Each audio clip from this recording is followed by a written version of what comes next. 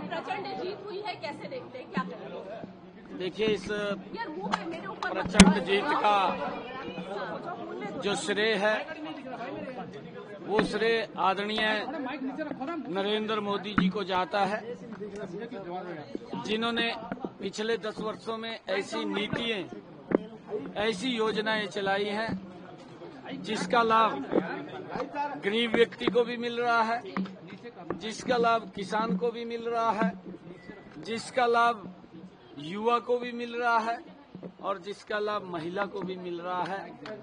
इस प्रकार की योजनाएं आदरणीय मोदी जी ने वो हर वर्ग के लिए चलाई हैं। उसका परिणाम है, उन नीतियों का परिणाम है, मोदी जी की ये लोकप्रियता का परिणाम है। मोदी जी को देश के लोग प्यार करते हैं, मोदी जी को देश के लोग स्नेह करते हैं और उसका परिणाम है भारतीय जनता पार्टी हरियाणा के अंदर तीसरी बार प्रचंड बहुमत से वो आई है।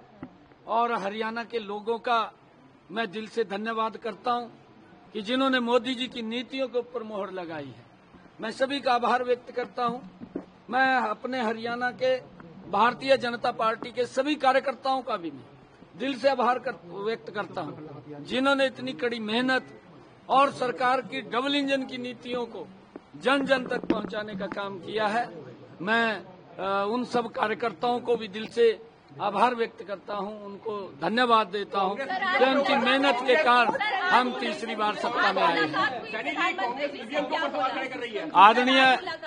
आदरणीय प्रधानमंत्री जी से शिष्टाचार मुलाकात हुई है, क्योंकि मैंने हरियाणा की जो प्रचंड जीत हुई है उसके बारे में आदरणीय प्रधानमंत्री जी को बताया है और मैंने कहा है प्रधानमंत्री जी को कि आपको हरियाणा के लोग बहुत प्यार और स्नेह करते हैं और उसका परिणाम है कि आज तीसरी बार भारतीय जनता पार्टी को इतनी बड़ी सीटें दे करके ये तीसरी बार हरियाणा में डबल इंजन की सरकार बनी है।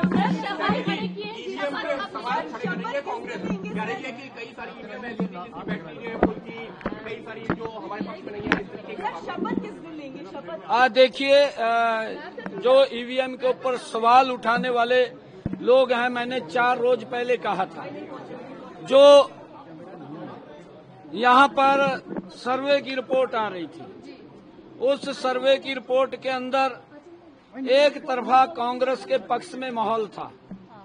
कांग्रेस इस प्रकार का वातावरण बना रही थी, झूठ का बवंडर खड़ा कर रही थी कि हम सत्ता के अंदर आ गए हैं।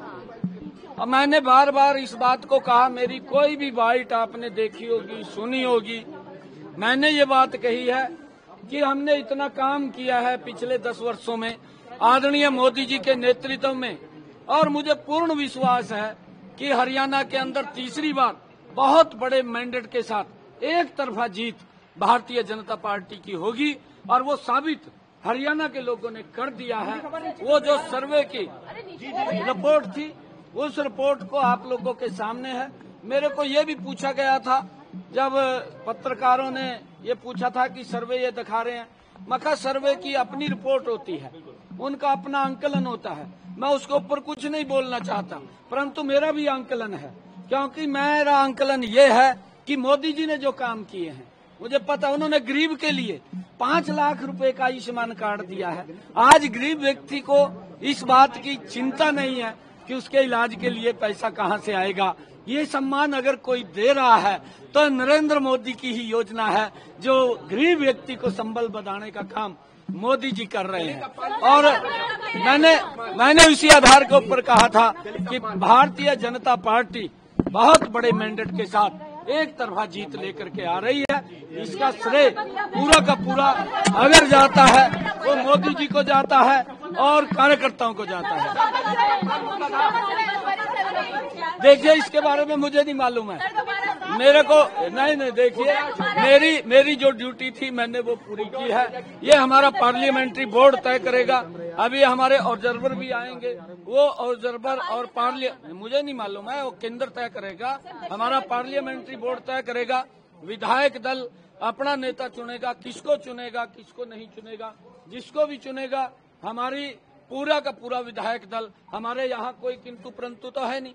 हमारे यहाँ कोई ये भी नहीं कहता कि ये जो पार्लियामेंट्री बोर्ड का आदेश होगा वो सिर माथे के ऊपर होता है। और बैठक कब होगी? वो मैंने कहा है कि केंद्र तय करेगा। हमारे ऑब्जर्वर आएंगे, ऑब्जर्वर उसको जो आएंगे वो तय करेंगे। और जब दायित्व संभालने के लिए तैयार है, जिम्मेदारी नहीं, देखिए मैंने कहा है कि हमारा पार्लियामेंट्री बोर्ड इस बात को तय करता है और पार्लियामेंट्री बोर्ड का फैसला वो अंतिम फैसला है। जो भी फैसला उनका होगा वो सर्वमान्य है।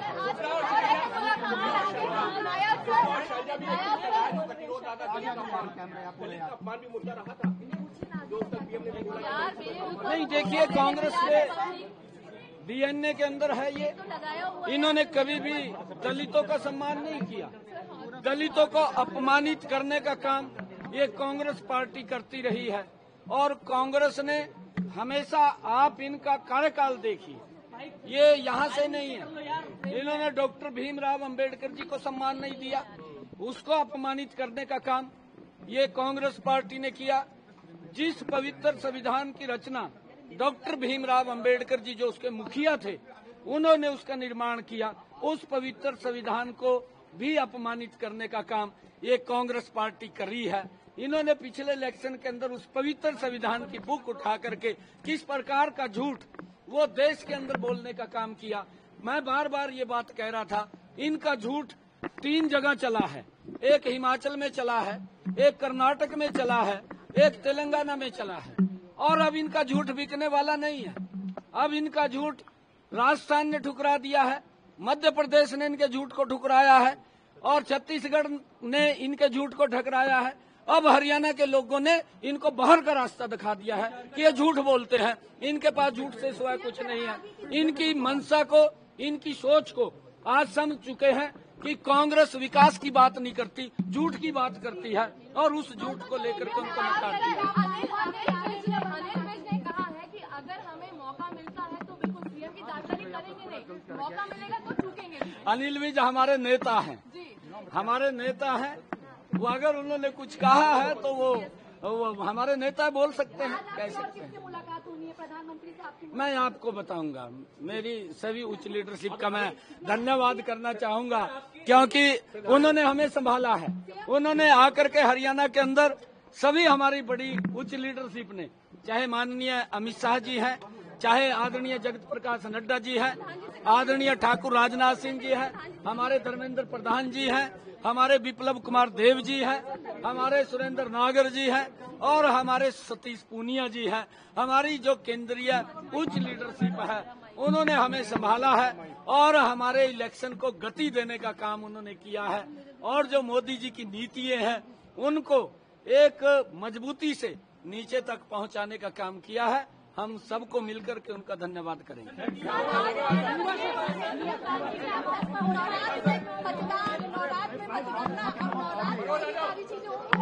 है जी, नवरात्र में मतदान और नवरात्र में मतगणना, अब नवरात्र में ही शपथ और तमाम चीजें होंगी हरियाणा में?